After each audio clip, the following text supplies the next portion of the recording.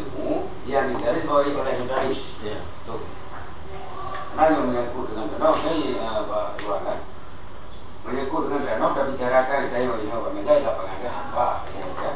Bicarakan BPN-nya naik sebagian permainan BPN-nya akan bank tanpa surat perintah tugas, terus lapangan yang bayar. Tanpa surat perintah tugas yang penting membuat perintah penerimaan, kan terus lapangan yang bayar.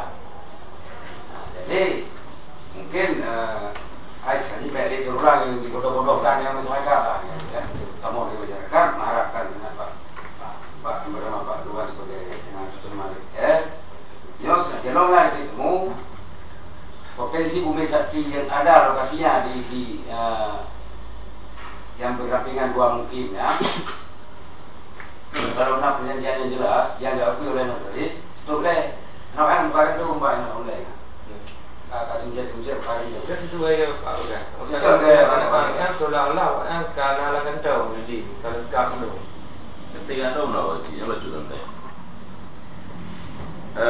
Nak pernah dihoi mungkin ataupun kecil ataupun masyarakat setempat untuk bertanpa menyangkut dengan keberadaan dia. Menyangkut PT-nya sama.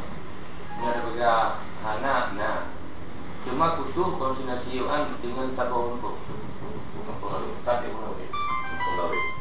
Wan malah sering kan, sering mengalami baik Pak Kecil masyarakat mengalami malah Pak Kecil Dawid tak pernah dimiliki Pak Lemah betul-betul maka bicarakan tentang PT yang teman Sama penting. Jadi ini tak pertanyaan bagi kamu, apakah terwakili